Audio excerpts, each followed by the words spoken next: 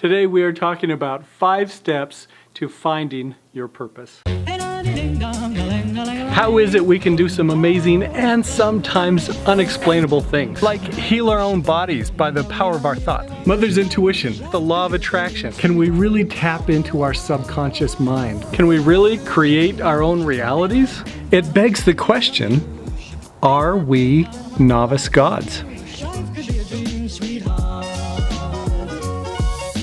Hey, are you looking for your purpose in life? Do you want your life to be meaningful? Do you want your life to have significance? Well, I'd like to share 5 steps that will help you find your purpose.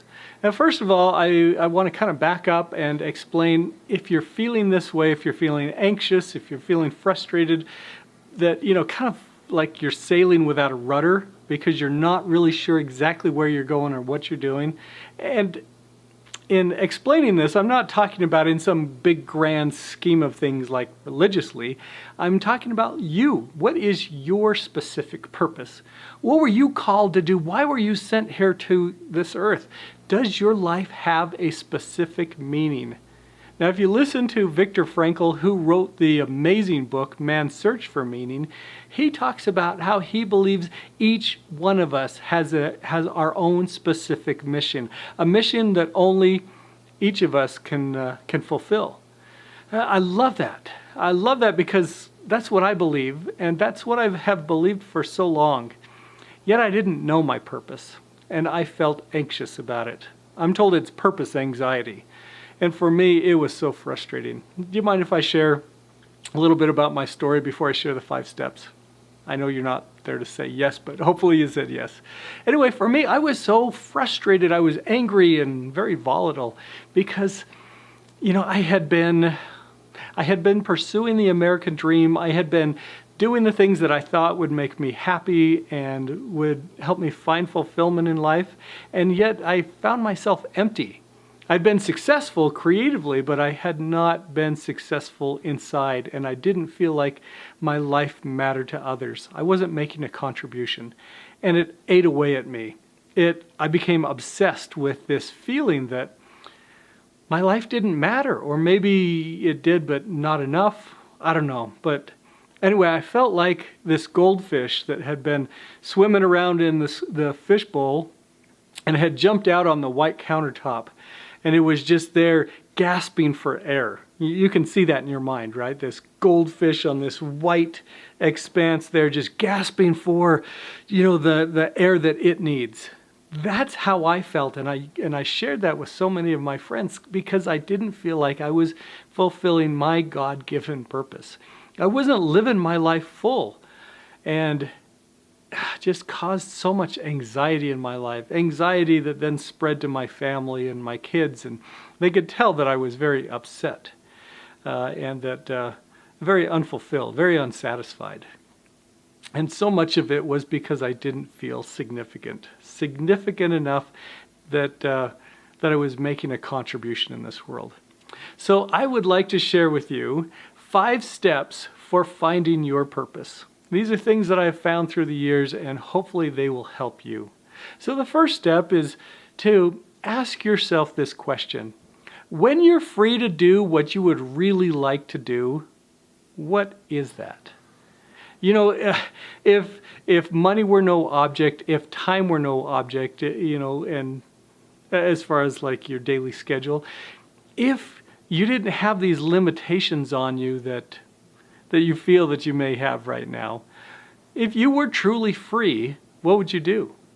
Some people think, okay, well, when I retire, or when the kids move out, or when I make $1 million, or when I win the lottery, or whatever it is, they kind of see these obstacles in their way before they can do what they feel they were truly destined to do, or what they would truly like to do. Well, ask yourself, what would you do if you were free? If you were free to do what you truly love, what would that be? That may give you an insight into what your calling is, what your purpose is, what your mission is. Because if you know what that is, you can start to pursue it. Now, step number 2 really ties into this because you can look at what energizes you. If you're thinking about what would I do if I were free to do whatever, often we have these things in it, these passions that, oh, I would so love to do this. And when you're doing it, like, time just goes away. You're just so focused on what you're creating or what you're doing or who you're serving or, whatever that is, that, time just kind of stops. Or time passes so quickly that you just get so caught up in it. They call it being in the flow, that you were just so in there and you just so love that. So what is it that energizes you? Take time to reflect and to figure that out. When you know what energizes you, that kind of gives you a clue as to what your purpose could be, what your passion is. And kind of the fun thing is you can choose it. So step number 3, and as you're thinking about what you could choose, what would you do even if you knew you would fail? I've heard that little quote, that what would you do if you knew you couldn't fail? Well, that's nice. But what would you do even if you knew you only have a 99, like you have one chance in 1,000 of actually making it successful? What would you still do because you believe in it so much?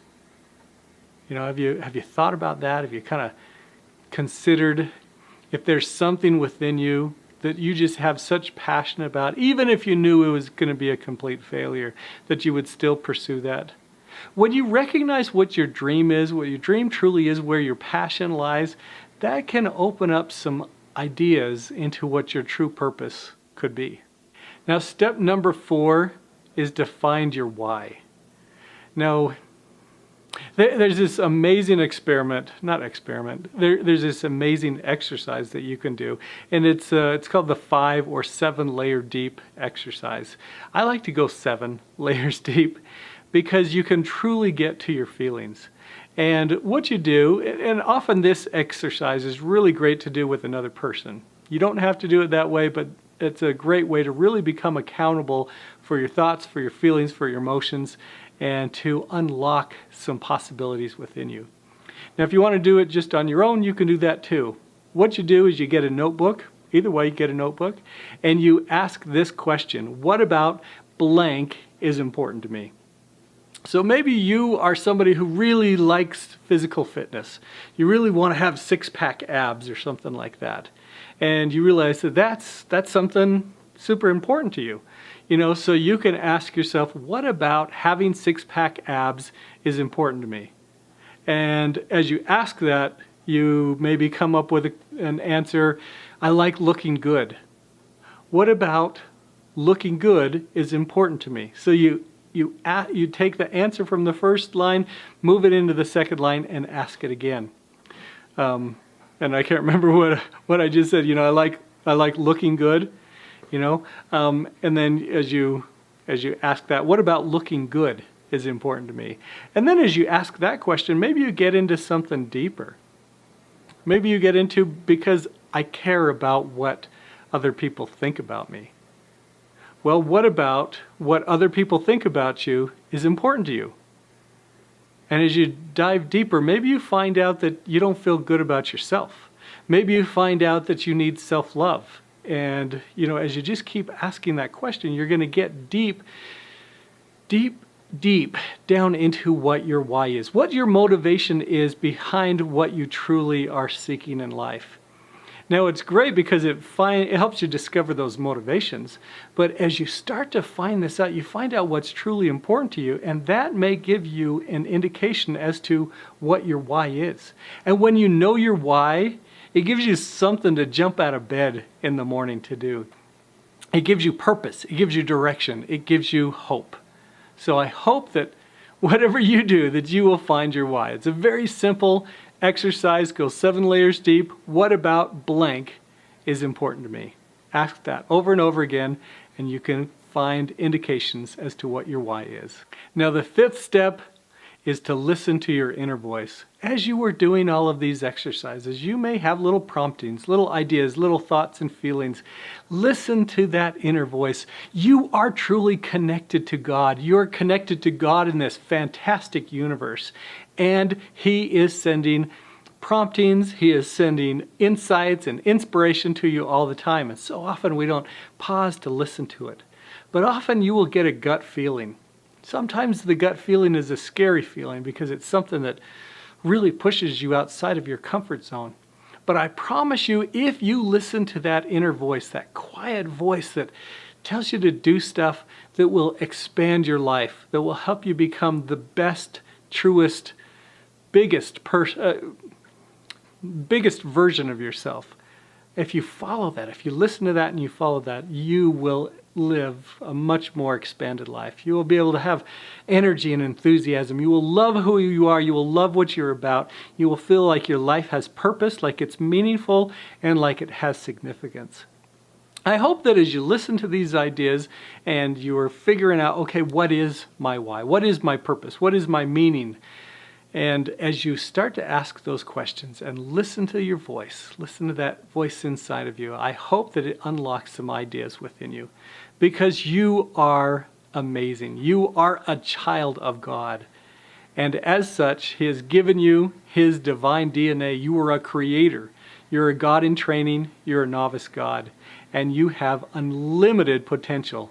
And you do, as Viktor Frankl said, have a specific mission that only you can provide, a service that only you can do. I hope that you will live that purpose. I hope that you will figure out who you truly are, that you will understand your divine identity, and that you will live it. Now, if you'd like help, join me at scottwilhite.com. I've got a lot of resources that can help you out, but mostly I just hope that you go and pursue what you know in your heart to be true. I hope this stirred some questions in your soul. Are you more connected to higher power than you think? Do you have divine DNA? Let's keep asking questions. Click on my face to subscribe so you don't miss a single episode.